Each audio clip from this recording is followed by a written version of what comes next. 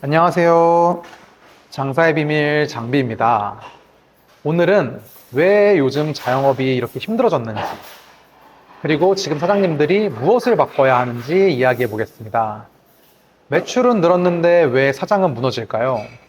한 달 내내 쉬지 않고 장사하고 매출도 분명히 나쁘지 않습니다.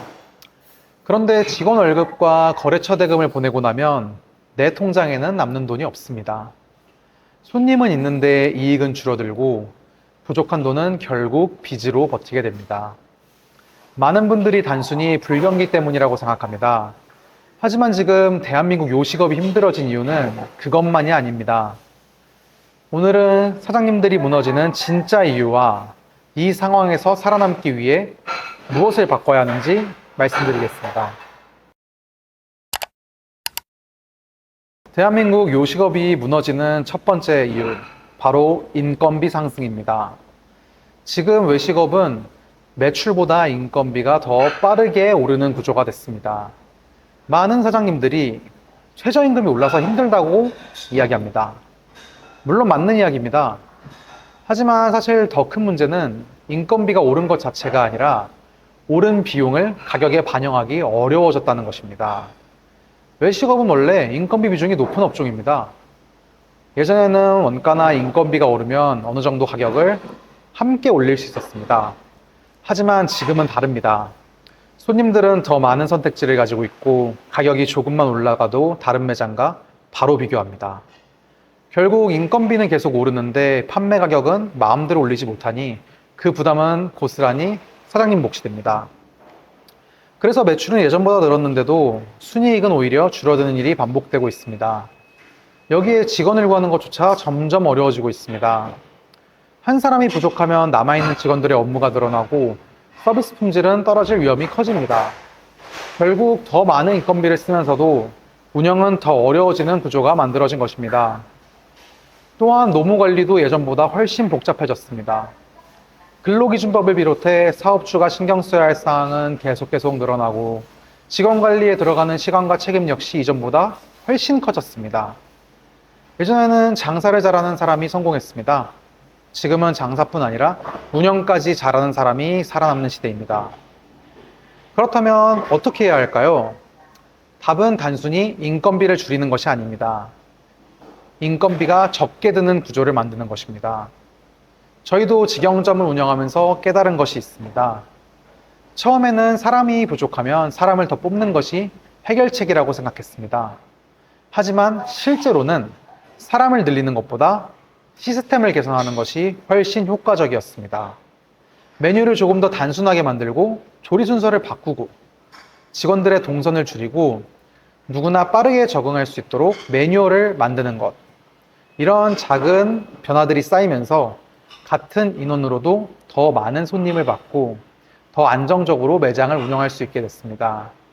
앞으로 살아남는 매장은 사람을 많이 쓰는 매장이 아니라 같은 인원으로 더 높은 생산성을 만드는 매장이라고 생각합니다.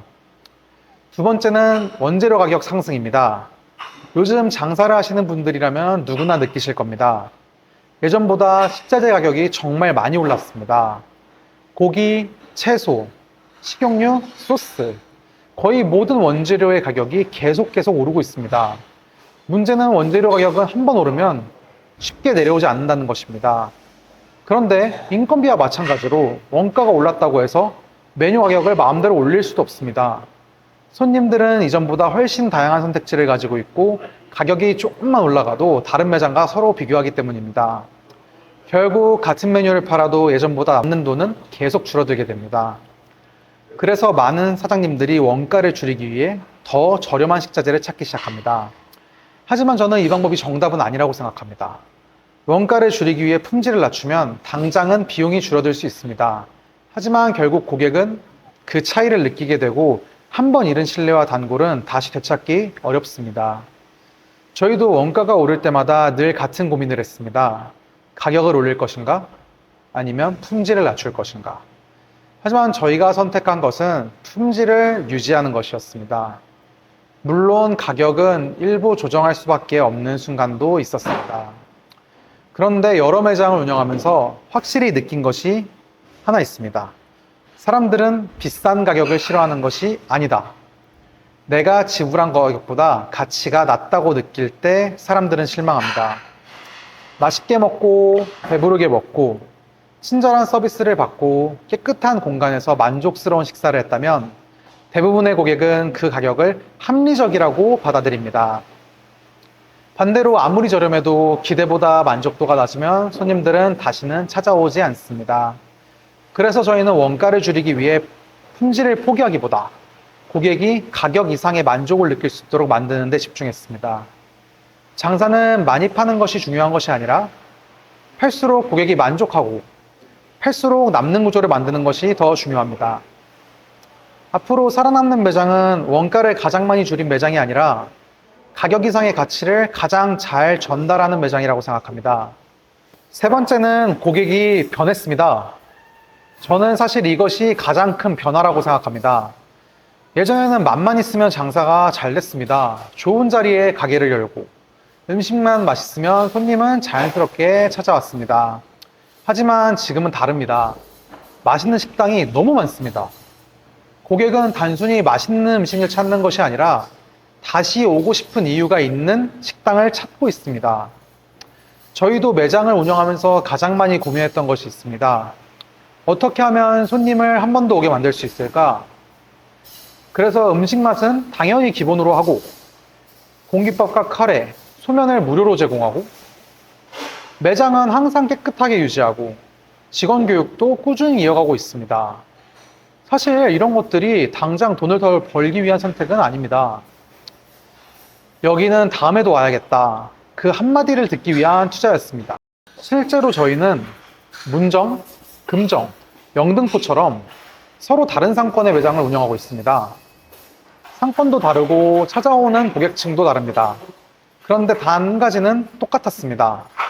다시 오는 손님이 많은 매장은 결국 오래 살아남는다. 많은 사장님들이 손님이 줄어들면 가장 먼저 광고를 고민합니다. 물론 광고는 필요합니다. 하지만 광고는 첫 방문을 만들 뿐입니다. 두 번째 방문은 첫 번째 방문의 경험이 만듭니다. 그래서 저는 앞으로의 요식업은 신규 고객을 얼마나 많이 데려오느냐보다 한 번 온 고객이 얼마나 다시 찾아오게 만드냐의 경쟁이 될 것이라고 생각합니다. 예전에는 좋은 음식을 만드는 것만이 경쟁력이었습니다. 하지만 지금은 좋은 경험을 만드는 것이 경쟁력입니다. 결국 고객은 메뉴를 기억하는 것이 아니라 그 식당에서 느꼈던 기분과 경험을 기억합니다. 그리고 그 경험이 단골을 만들고 단골이 결국 가게를 오래 살아남게 만듭니다. 오늘 말씀드린 내용을 한번 정리해 보겠습니다. 지금 대한민국 요식업이 힘들어진 이유는 단순히 불경기 때문만이 아닙니다. 인건비는 계속 오르고 원재료 가격도 오르고 고객의 기준은 점점 더 높아졌습니다. 예전과 같은 방식으로는 예전과 같은 결과를 만들기 어려운 시대가 된 것입니다. 하지만 저는 이것을 위기가 아니라 변화의 시기라고 생각합니다. 실제로 지금도 잘 되는 식당은 분명히 많습니다. 좋은 입지를 가져서도 광고를 많이 해서도 아닙니다. 변한 환경에 맞게 변한 매장들입니다. 운영을 시스템화하고 가격보다 가치를 고민하고 한 번 온 손님을 단골로 만드는 경험을 만들었던 매장들입니다. 저 역시 폐업도 경험했고 다시 시작해서 지금은 여러 매장을 운영하고 있습니다. 그래서 확신할 수 있습니다. 장사는 예전보다 분명 어려워졌습니다. 하지만 어려워진 만큼 제대로 준비한 사람에게는 더 큰 기회가 생기는 시장이기도 합니다. 대한민국 요식업이 무너지는 이유는 장사가 안 돼서가 아닙니다. 변한 환경에 맞춰서 함께 변하지 못했기 때문입니다. 그리고 반대로 말하면 지금부터라도 변하는 사장님들에게는 아직 기회가 남아 있습니다. 앞으로도 실제 매장을 운영하면서 얻은 경험과 사장님들에게 도움이 되는 현실적인 이야기만 전해드리겠습니다. 감사합니다.